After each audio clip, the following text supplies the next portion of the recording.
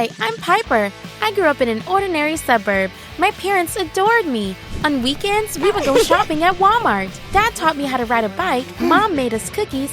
I was a happy child. However, the year I graduated from high school, life gave me a big fat slap. Don't forget to hit that like button, and let's get to it. Ever since I was a kid, I had an unusual hobby. I liked collecting vintage stuff, old shop signs, retro posters, menus from 1950s eateries. People always threw things like that away, and I saved them. I wanted to open a museum when I grew up, but in the meantime, I was holding expositions in our basement. I would invite my friends and Percy to them.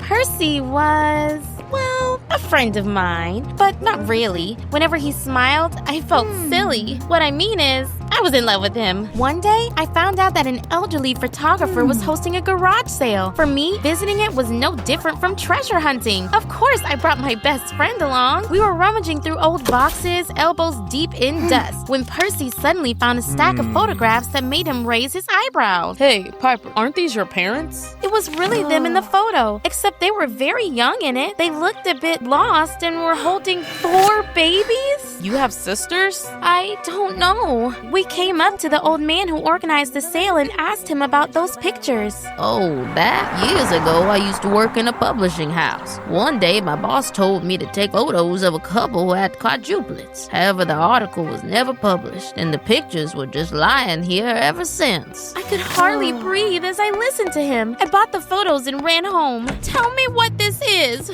I expected them to laugh. I thought Dad would say, haha, that's Photoshop, or Mom would say something like, oh, those are our neighbors. They owned a child factory. But instead, Mom burst into tears and Dad frowned. I knew it. We will never escape the shame. We had quadruplets, and you were one of them.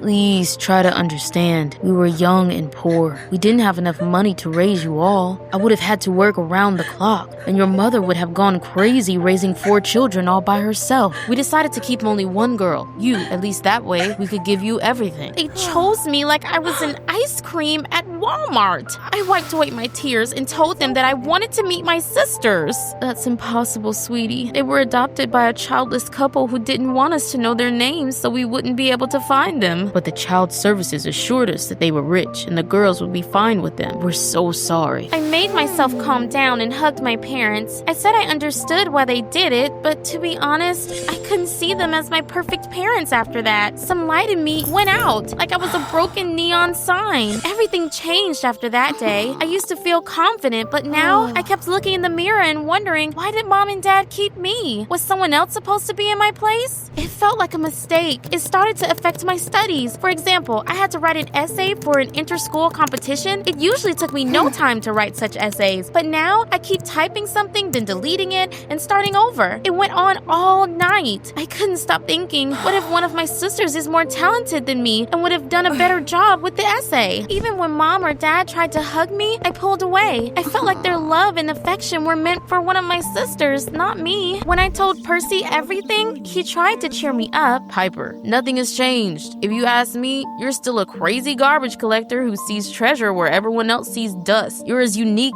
as you've always been. Except there are at least 3 other unique girls like me out there. Alas, his words didn't make me feel better. Everything at home was falling apart too. Mom and Dad acted like nothing changed, but I heard them fighting at night. It turned out Mom had always blamed Dad for what happened. After all, he was the one who insisted on only keeping one child. Prom was coming up and Percy asked me to go with him. I agreed even though I felt like a microwave pizza. Fine on the outside, but all goopy on the inside. We were dancing to some soapy song when Percy suddenly looked me straight in the eye. I have been in love with you for a long time. The old Piper would have screamed with happiness, but I just shrugged. What if you were supposed to fall in love with one of my sisters? You know, it's like you're dancing with your demons and not with me. He gave me a sad look and left. That was the last time we talked. After graduating from high school, I moved to another city to go to college. I studied art and lived in a student dorm. My parents kept asking me to visit them, but I came up with excuses not to come. Even though I told them I forgave them, that wasn't true. In fact, I still blame my parents. At college, I felt like a lost sock. I was surrounded by people, but felt like I was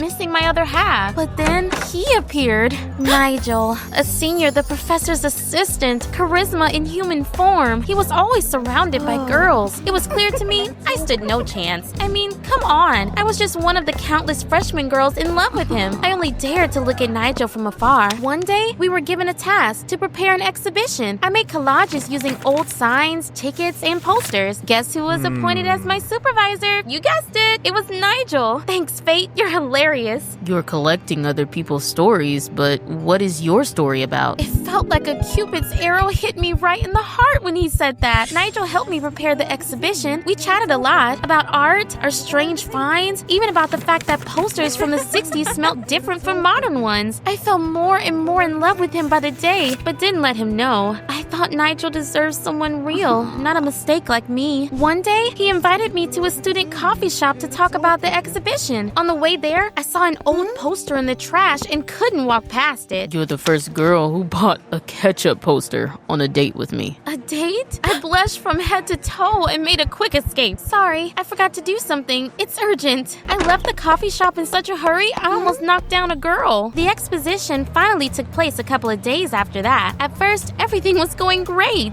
Congratulations, you're the star today. Thank you. It's all thanks to your help. Then tell me, honestly, why did you run away from the coffee shop? I was about to admit that I didn't deserve him, but then I smelled something burning. It was one of my posters and everyone was just staring at it. Everything is under control. It's part of the performance. Contemporary art. Everyone clapped. Of course, I lied. Someone had set the poster on fire. I came up to the security guard and asked them to show me the surveillance footage. That's the culprit. Campus security searched the area and interviewed the students, but no one knew the guy with the beard. He wasn't one of the students. Why would he disrupt my exhibition, though? Things calmed down after a couple of days. So did I. I decided to relax and went to a student Halloween party. I dressed up as a teenage mutant ninja turtle for it. Cool costume. Thank you, handsome vampire. Piper, are you going to keep running away from me? What's going on between us? I was about to answer, but then a guy tapped me on the back. Hey, it's like you're their sister. He pointed at a group of 3 girls nearby. They'd also come as Ninja Turtles. If I joined them, we'd be a complete set. The girls were eating pizza rolled into tubes. I always did that too. Their laughter reminded me of mine. I felt a connection to them. I was separated from my sisters in childhood. Are you them by any chance? I said it like a joke, but the girls suddenly took off their mask and looked at me seriously. Are you our sister?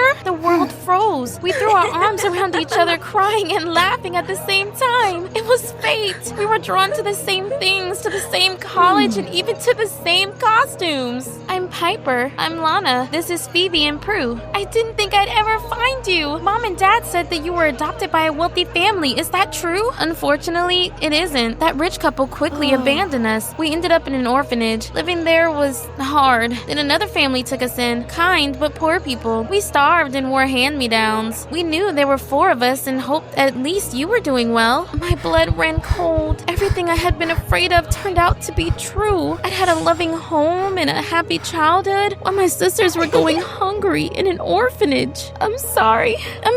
Our parents chose me. Hey, it's not your fault. It was all beyond your control. The important thing is that we met. I smiled through my tears and Lana grinned at me mischievously. I've seen you before in a coffee shop. You ran out of there so fast you almost knocked me off my feet. Was that you? Yeah, you were there with that handsome guy Nigel, right? I've been thinking of hitting on him for months now. Are you two a thing? My heart sank. I wanted to tell her that I was in love with Nigel, but I knew I didn't deserve him, so I just laughed. A thing?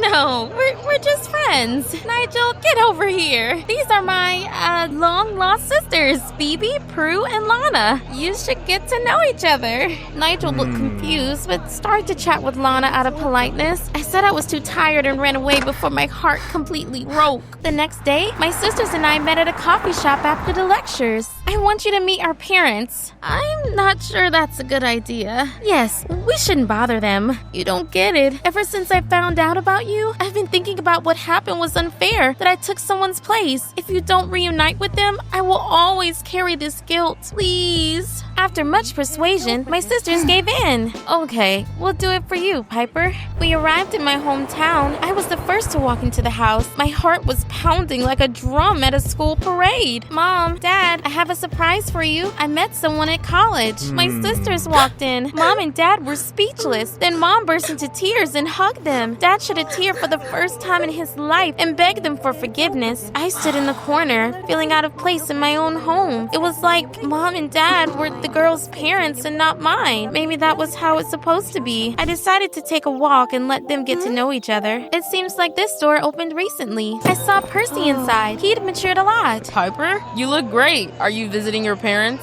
Yeah, how are you doing? I never really said goodbye. I stayed in town after school, opened this shop, and got married. Wow, so fast. I didn't want to miss my chance with another wonderful girl. We talked a little bit. I told him that I met my sisters. Do you feel better now? On the contrary, I feel worse. Everything I had should have been theirs. Piper, you are you. Stop thinking that you've taken someone else's place. Just live. I nodded and thanked him, but I knew deep inside that neither Percy nor anyone else would understand my feelings. I'm glad you're doing great. You will be all right, too. Don't be a stranger. When I got home, it was already late. Everyone was asleep except Phoebe. She was sitting on the couch and nervously fiddling with a pillow. I wanted to talk to you. Sure. After you left, Mom and Dad told us how much it hurt them to give us up. They said that back when we were babies, you reached your hands towards them and smiled while we were crying. They didn't choose you. You chose them. Tears streamed down my face. Phoebe suddenly turned sad. That's not all. You should know that It's getting late. Go to bed, girls. Phoebe suddenly flinched and fell silent. Was she afraid of Lana? On the way to my room, I walked into our parents' bedroom. They were asleep. I leaned over them and whispered, "You should have told me. I chose to stay with you. I love you." And then I went to bed, wondering what Phoebe had tried to tell me. The next morning, we said goodbye to our parents. It was time to go back to college.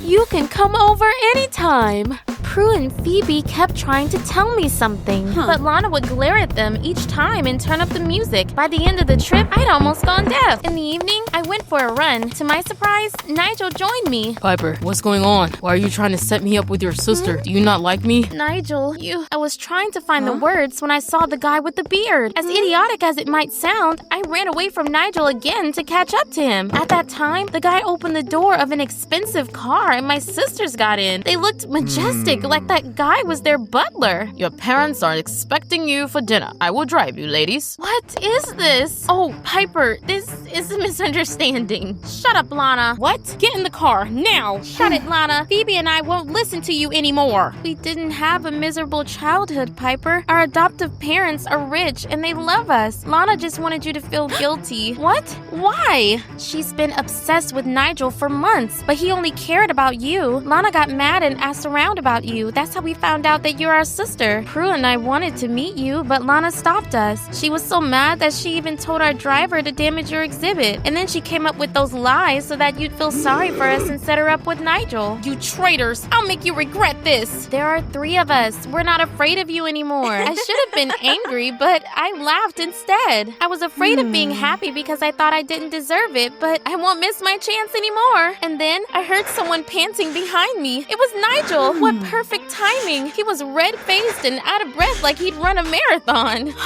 Piper, you're driving me crazy. I'm tired of chasing after you and solving your puzzles. Just tell me honestly how you feel about me. Instead of doing that, I came up to him and kissed him. That was clearer than any words. I'll tell you everything in detail on our date this Friday. A month later, I organized an exhibition that told the story of a girl who believed she had stolen someone else's life. The truth was that she was afraid of living her own life. I invited my closest friends to it. I knew that things would be different now. As for Lana, well, they say there's a little monster in every family. Neither my sisters nor I keep in touch with her anymore. I doubt that Lana will ever change. Do you think we choose our own destiny, or is it chosen for us? Tell me what you think in the comments down below.